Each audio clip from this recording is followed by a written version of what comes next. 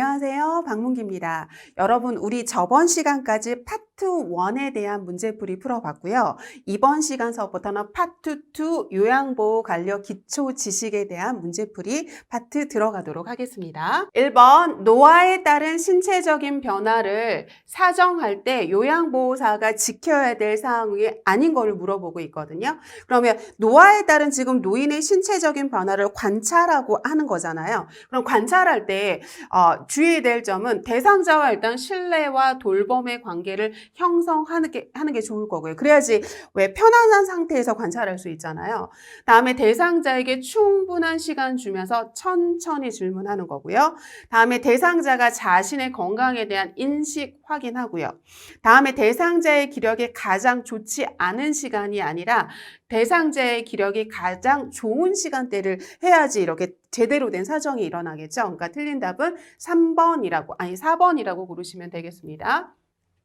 다음 대상자의 정서적인 상태 관심도 파악하되 이거 중요하죠, 여러분. 대상자가 불안해하거나 아니면 지루해야만 즉시 중단해야 된다는 거 굉장히 중요한 거거든요. 그래서 틀린 답은 여기서 4번이라고 고르시면 되겠습니다. 다음에 2번 노인성 질환의 특성에 대한 다음 설명 중 옳지 못한 걸 물어보고 있거든요.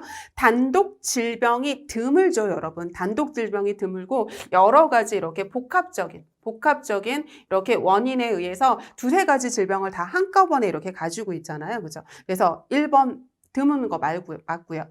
다음에 원인이 명확한 만성퇴행성 질병의 대부분이 아니라 두세 가지 질병을 같이 가지고 있고요. 대부분은 왜 생겼는지 모르죠. 그래서 얘가 원인이 불명확하죠. 원인이 불명확하니까 답은 2번이고요. 그래서 이걸 갖다 우리 뭐라고 하는 거냐면 비전형적이라고 얘기를 하잖아요. 비전형적이라고 얘기를 하는 게 노화로 인한 증상인지 질병으로 인한 증상인지 명확하게 구분하기가 힘들거든요. 그래서 원인을 명확하게 이렇게 구분하기 힘든 만성퇴행성 질환이 대부분이기 때문에 여기서 틀린 답은 2번이라고 고르시면 되겠습니다.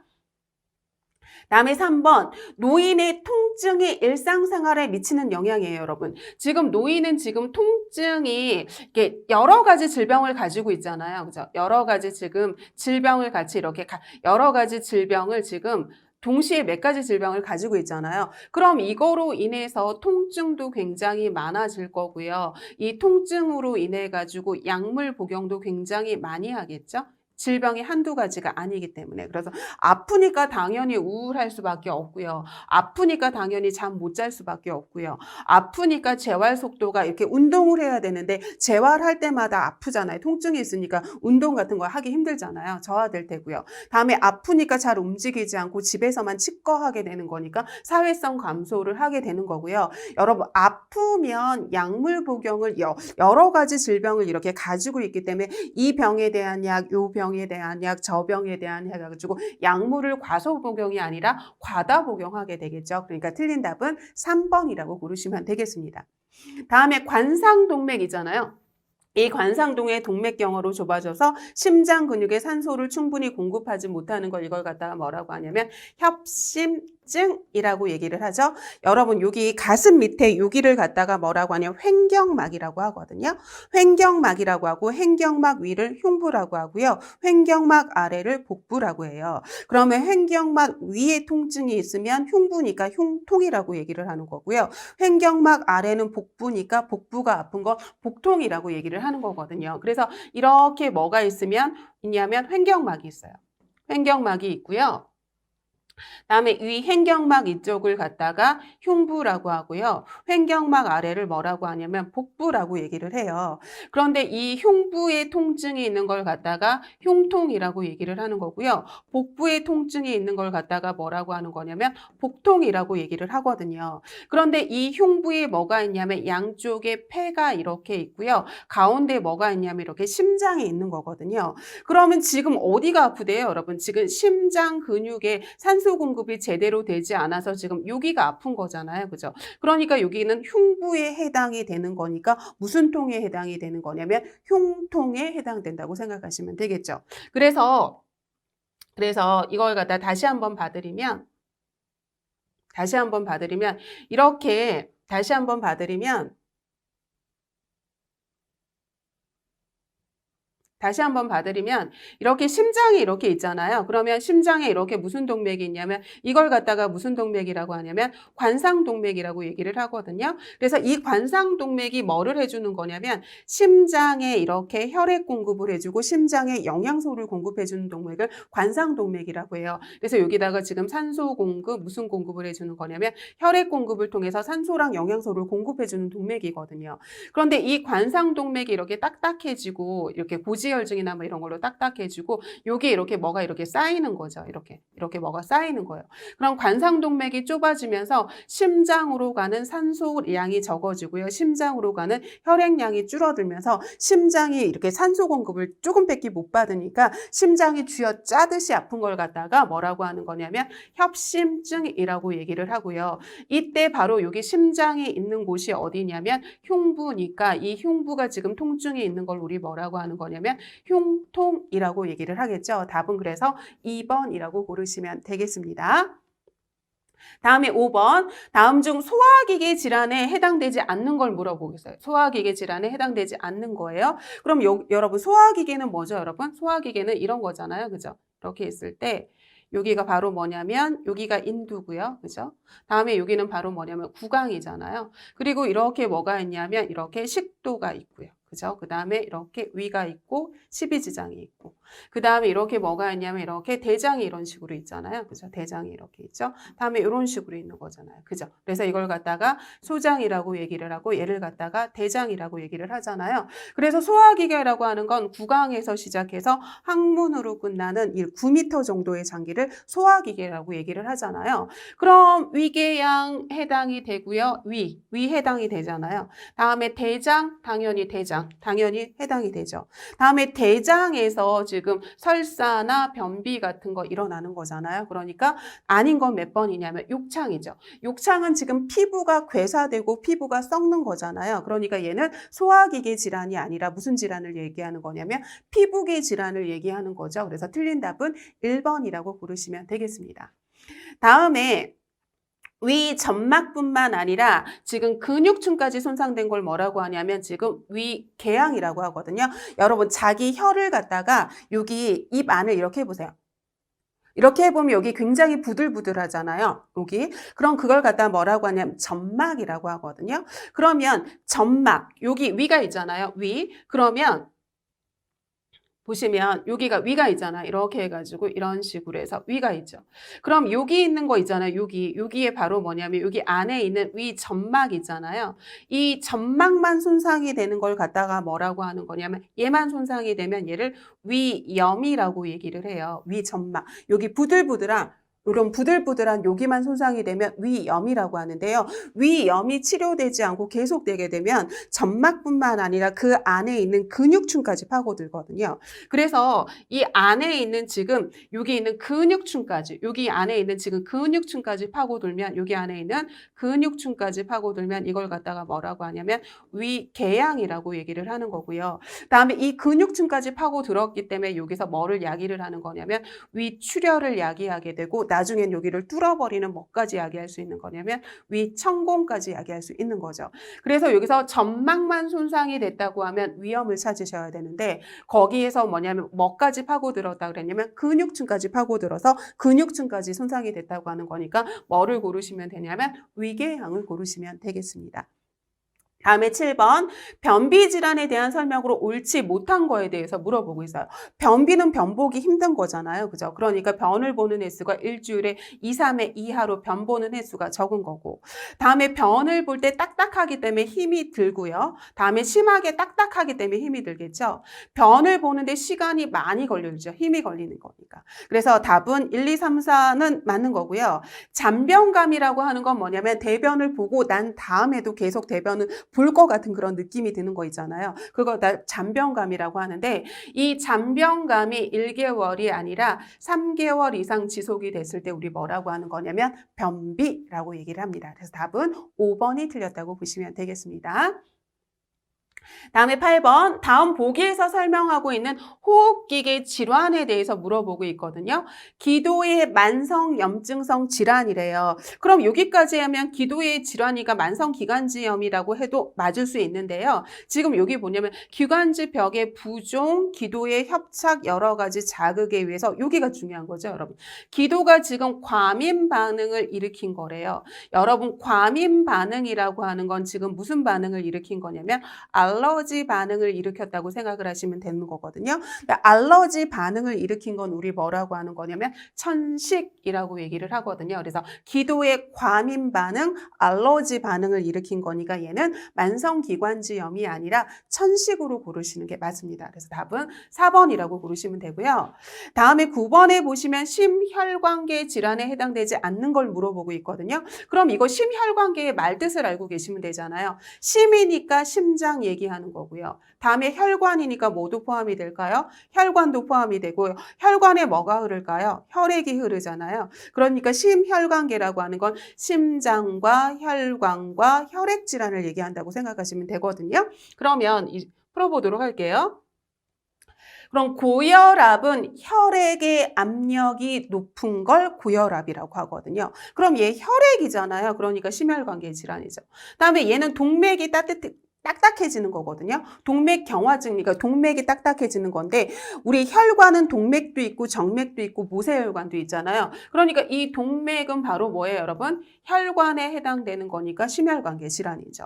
다음에 심부전은 심장이 자기 기능을 못하는 거잖아요. 심장이. 그러니까 심장에 해당되는 거니까 심혈관계 질환에 해당이 되고요. 다음에 빈혈이라고 하는 건 지금 혈액 속에 뭐의 공급이 작은 거냐면 산소의 양이 적은 게 바로 빈혈이잖아요. 그럼 혈액 질환에 해당이 되죠. 그러니까 얘도 혈액에 해당되는 거니까 심혈관계 질환에 해당이 되고요. 아닌 거는 몇 번이냐면 당뇨병이죠, 여러분. 당뇨병은 지금 어디에 문제가 생기는 거냐면 인슐린 분비에 문제가 생긴 거고요. 이 인슐린이라고 하는 건 바로 뭐냐면 호르몬하고 관련이 있는 거잖아요. 호르몬하고 관련된 질환은 우리 뭐라고 하는 거냐면 내분비계 질환이라고 얘기를 하거든요. 호르몬과 관련된 건 내분비계 질환이라고 얘기를 하기 때문에 당뇨병은 심혈관계 질환이 아니라 인슐린이라는 호르몬 분비에 문제가 생긴 내분비계 질환이라고 생각하시면 되니까 답은 4번이라고 고르시면 되겠습니다. 다음에 10번 심장의 수축력이 저하돼서 신체 조직에 필요한 만큼의 충분한 지금 혈액을 보내지 못하는 걸 우리 뭐라고 하냐면 심부전이라고 하거든요. 그럼 여러분 심부전의 뜻을 일단 볼까요? 심부전. 그럼 이 부전이라고 하는 건 뭐냐면 자기 기능을 제대로 하지 못하는 걸 심부전이라고 하거든요. 그러면 심장이 자기 기능을 제대로 하지 못하는 걸 심부전이라고 하는 거예요. 심장이 자기 기능을 제대로 하지 못하는 걸 심부전이라고 하는데요. 심장의 가장 중요한 기능은 어떤 거냐면 보세요. 여기가 우리 뭐냐면 여기가 자심실이거든요. 자심실. 그리고 여기가 바로 뭐냐면 O2가 굉장히 많은 혈액이에요. 산소가 굉장히 많은 혈액이거든요. 그럼 이 산소가 많은 혈액이 자심실이 수축하면서 어떻게 하는 거냐? 우리 온몸의 전신에 혈액을 공급하고 이 혈액을 통해서 이 안에 있는 산소를 공급하는 게 심장의 가장 중요한 기능이거든요. 그래서 이 자심실이 수축하면서 우리 온몸에 산소 공급, 혈액 공급을 해줘서 전신은 이거를 받아서 전신의 기능을 해가는 거거든요. 그래서 심장의 가장 중요한 기능은 자심실이 수축하면서 전신의 혈액 공급을 하는 건데 지금 심장이 자기 기능 못한다는 거잖아요. 그러면 자심실이 수축을 제대로 하지 못해서 전신의 혈액 공급을 제대로 하지 못하는 걸 심부전이라고 하는 거죠. 그래서 심장의 수축력이 저하된 거죠. 그래서 뭐냐면 자심실이 제대로 수축을 하지 못해서 전신에 지금 혈액 공급을 제대로 하지 못하는 거, 심장의 자기 기능을 못하는 거니까 심부전이라고 한다고 생각하시면 되겠습니다. 다음에 11번 남성에게만 있는 거 당연히 전립선 비대증이죠, 여러분. 전립선이라고 하는 건 여성에게는 없잖아요. 전립선은 누구에게나 있는 거냐면 남성에게만 있는 거잖아요. 그래서 남성을 보면 이렇게 돼 있잖아요. 이런 식으로. 그죠? 그러면 이걸 갖다 우리 뭐라고 하냐면 음경이라고 얘기를 하고요. 다음에 여기 뭐가 있냐면 이걸 갖다가 우리 요도라고 얘기를 하죠. 다음에 이렇게 뭐가 있냐면 방광이 있죠. 방광이 있죠. 그리고 방광이 있고 이 방광 밑에 이렇게 뭐가 있냐면 얘를 갖다가 우리 뭐라고 하냐면 전립선이라고 얘기를 하거든요. 그럼 이 전립선이 비대해지면 여기 있는 요도를 압박하거든요. 얘를 이렇게 눌러요. 그렇기 때문에 소변이 방울방울 나오고 소변 줄기가 가늘어지는 거라고 생각하시면 되죠. 그런데 이 전립선은 누구에게만 있는 거냐면 남성에게만 있기 때문에 전립선 비대증은 남성에게만 있는 질환이라고 생각하시면 되죠. 다음에 12번. 다음 보기의 설명에 해당되는 질환에 대해서 물어보고 있어요, 여러분. 병상에 지금 너무 오래 누워있대요. 그래가지고 대상자의 후두라던가 등이라던가 허리라던가 어깨라던가 팔꿈치라던가 이 발 뒤꿈치라던가 바닥면과 접촉되는 피부가 혈액을 공급받지 못해서 피부가 괴사됐대요. 그럼 이 피부가 지금 괴사되는 거, 썩어가는 걸 우리 뭐라고 하냐면 욕창이라고 얘기를 하잖아요. 그러니까 답은 1번이죠. 욕창이 생기는 이유는 두 가지예요, 여러분. 두 가지라서 이렇게 계속 누워 있으면서 계속적인 압박을 받고 계속적인 압력을 받게 되는 거죠. 그리고 곱하기 뭐냐면 시간. 그래서 계속적인 이 시간이 계속적으로 누워 있는 상태가 계속되거나 이러면 이 압박과 압력과 시간이 더해져 가지고 여기 있는 부분 바닥에 닿는 면에 지금 피부가 썩게 되는 괴사 상태가 나타나는 걸 욕창이라고 얘기를 하는 거죠. 다음에 안압 상승하면 무조건 뭐 나와야 되는 거냐면 녹내장 나와야 되는 거거든요, 여러분. 안압이 상승하게 되면 뭐가 파괴하게 되는 거냐면 시신경이 파괴돼요. 그럼 시신경이 파괴되면서 뭐가 있는 거냐면 안구 통증이 있게 되는 거고요. 다음에 이 시신경이 파괴될 때 바깥부터 이렇게 파괴가 되는 거거든요. 그래서 좁은 시야가 되고 나중에는 이 중심까지 파괴되면서 실명까지 갈 수 있게 되는 거거든요. 이걸 갖다가 우리 뭐라고 하냐면 녹내장이라고 하죠. 안압 상승하면 무조건 녹내장 찾으셔야 돼요. 그래서 답은 2번이라고 고르시면 되겠습니다. 다음에 14번 내분비계 질환에 대해서 물어보고 있어요. 여러분 내분비의 뜻은 호르몬을 분비하면 내분비라고 하거든요. 호르몬을 분비하면 내분비라고 얘기를 하거든요. 그런데 당뇨병이라고 하는 건 아까도 얘기했지만 인슐린 분비에 문제가 생긴 거거든요. 인슐린 분비에 지금 문제가 생긴 걸 갖다가 당뇨병이라고 하는데 이 인슐린이라고 하는 게 바로 뭐냐면 호르몬이잖아요. 그러니까 인슐린이라는 호르몬 분비에 문제가 생긴 게 내분비계 질환이니까 답은 1번이라고 고르시면 되고요. 다음에 폐결핵은 호흡기계 질환이고요. 요실금은 비뇨기계 질환이고요. 뇌졸중은 신경계 질환이고요. 고혈압은 심혈관계 질환에 속하는 거죠. 그러니까 답은 1번이라고 고르시면 되겠습니다. 다음에 당뇨병과 가장 관련이 깊은 건 췌장이죠, 여러분. 여기 이렇게 횡격막이 이렇게 있고요. 다음에 여기 뭐가 있냐면 이렇게 간이 있죠. 얘가 간이 있고 여기는 담낭이고요. 다음에 여기 뭐가 있냐면 이렇게 위가 이렇게 있는 거잖아요. 위가 이렇게 있는 거죠. 그러면 여기에 뭐가 있냐면 이렇게 뭐가 있냐면 얘를 갖다가 뭐라고 하냐면 췌장이라고 얘기를 하거든요. 그럼 이 췌장에서 뭐가 분비되는 거냐면 인슐린이라는 호르몬이 분비가 돼요. 호르몬이 분비가 되거든요. 췌장에서. 그래서 인슐린이라는 호르몬은 무슨 역할을 하는 거냐면 얘는 혈당을 내려주는 역할을 한단 말이에요. 그래서 우리가 달콤한 걸 먹게 되거나 식사를 하게 되면 혈액 속에 혈당이 올라가잖아요. 그럼 췌장에서 인슐린이라는 호르몬이 분비돼서 우리 혈액 속에 혈당을 내려주는 역할을 하거든요.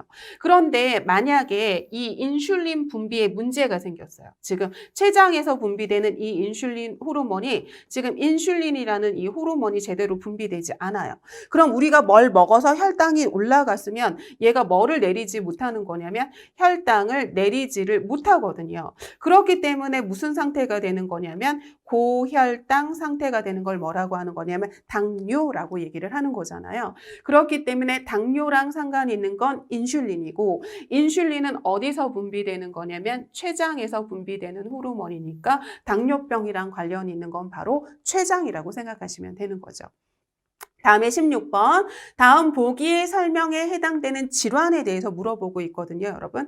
대표적인 의식장애예요. 지금 의식장애. 의식이 없어요. 의식장애고 그리고 난 다음에 의식뿐만 아니라 인지기능의 장애도 나타나고 정신병적 증상까지 같이 나타나는 걸 우리 뭐라고 하냐면 선망이라고 하죠. 그래서 호전과 악화를 계속 반복을 하면서 이게 수시간이나 수일 내에 갑자기 상태가 나빠지는 거죠. 그래서 우리 급성질환 질환에 해당이 되는 거죠.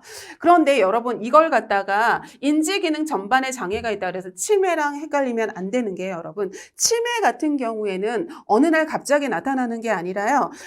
서서히 인지기능에 장애가 와서 일상생활 수행을 아예 못하는 상태를 갖다가 치매라고 하는 거니까 의식의 장애, 인지기능의 전반의 장애, 정신병적 증상 나타나면 치매가 아니라 선망을 찾으셔야 되는 겁니다. 답은 2번이라고 보시면 되고요.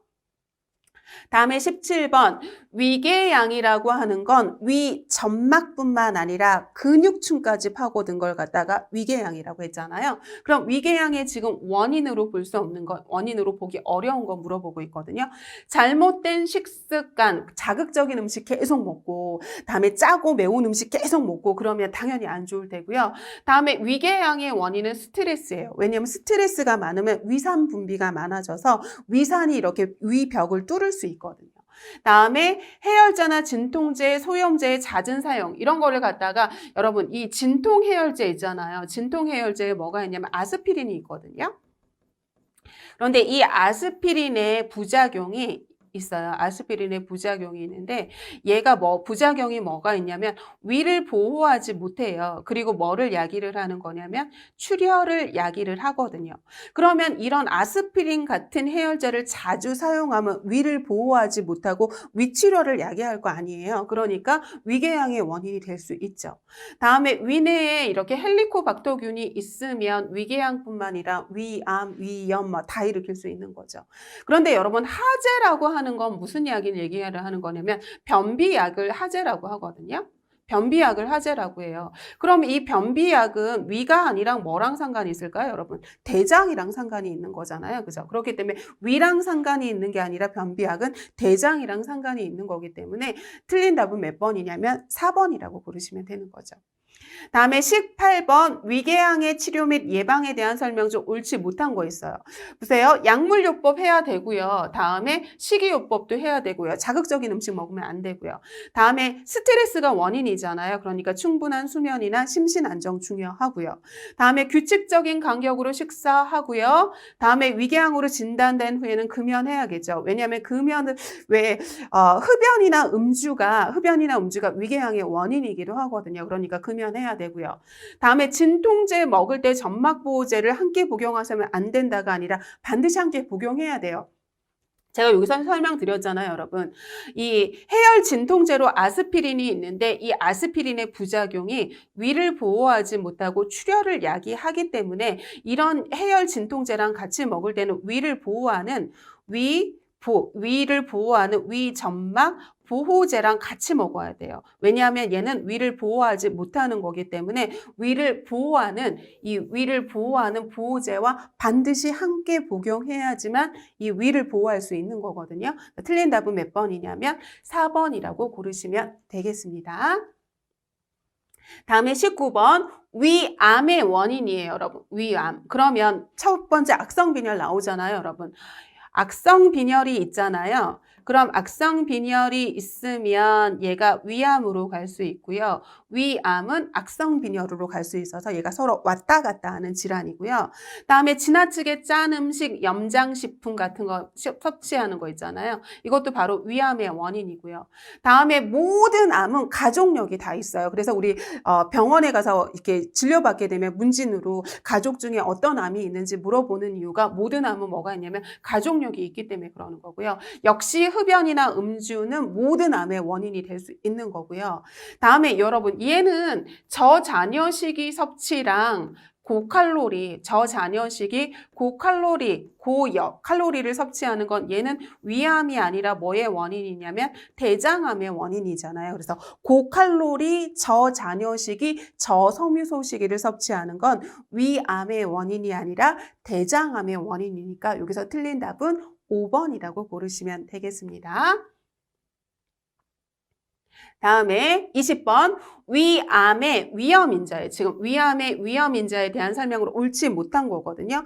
예전에 위수술을 받았다면 위험률이 높고요.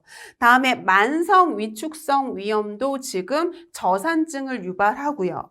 다음에 가족력이 있어도 지금 위암의 위험도가 증가하고요. 남자가 여자보다 좀 더 높아요, 여러분. 왜냐하면 남자는 회식 문화가 좀 있잖아요. 일하고 난 다음에. 그러니까 음주, 흡연, 고기 먹으면서 탄 음식 막 이렇게 먹으면서 위암의 발생률이 더 높거든요.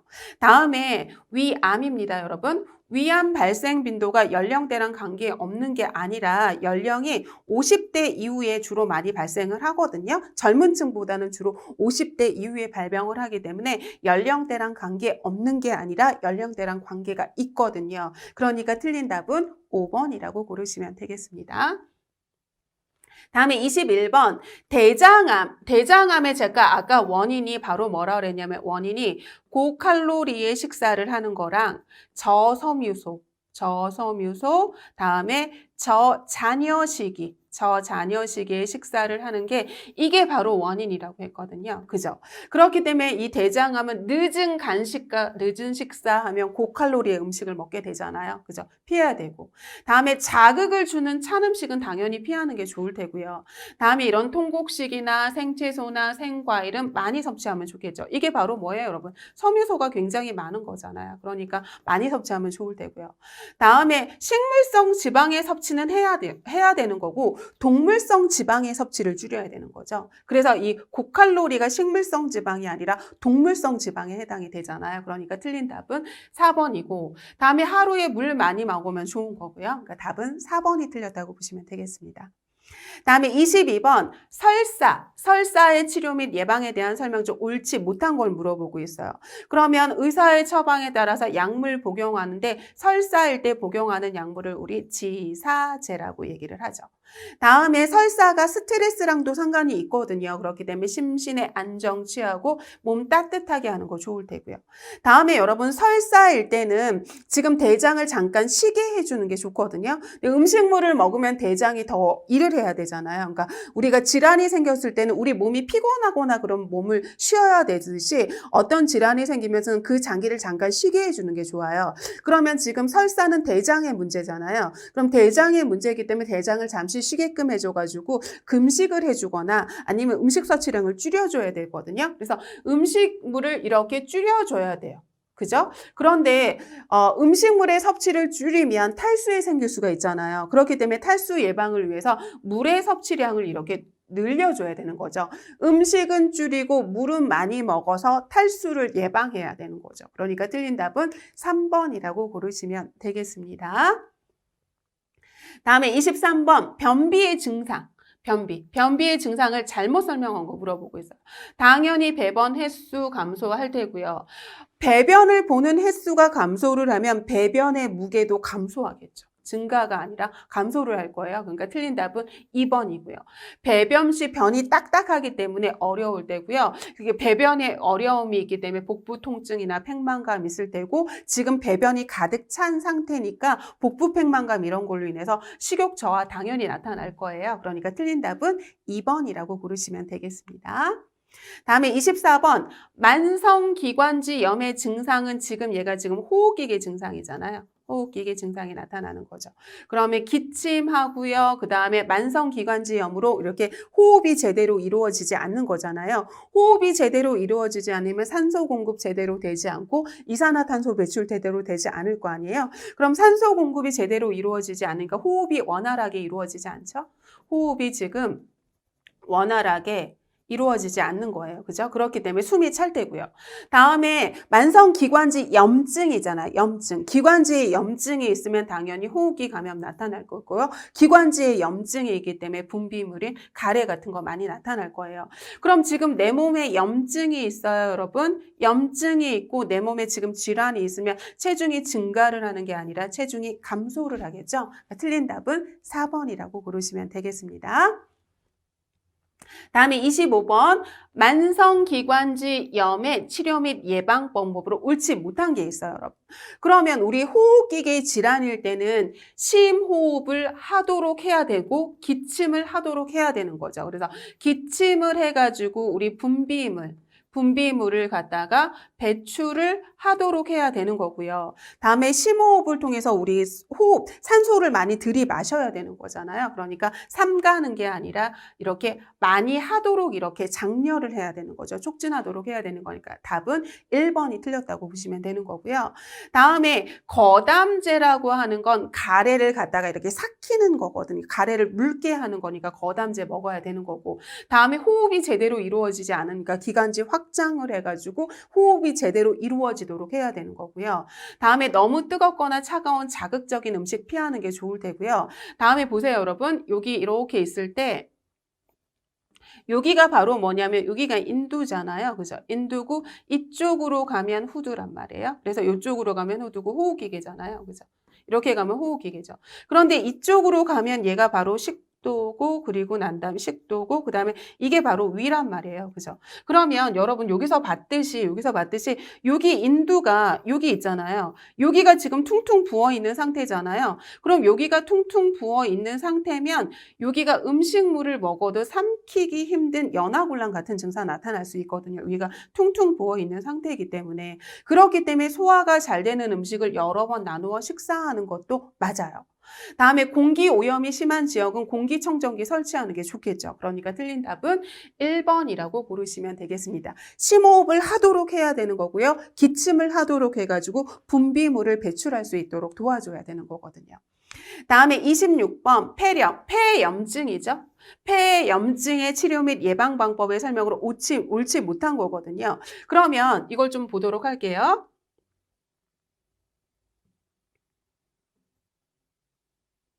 그러면 우리 폐렴이라고 하는 건 폐염증이죠. 폐렴이라고 하는 건 폐염증인데 이렇게 있어요, 여러분. 뭐가 있냐면 세균으로 인한 세균성 폐렴도 있고요. 세균이 들어와서 생기는 세균성 폐렴도 있고요. 다음에 바이러스로 인한 바이러스성 폐렴도 있거든요. 다음에 뭐가 있냐면 흡인성 폐렴이라고 하는 것도 있어요.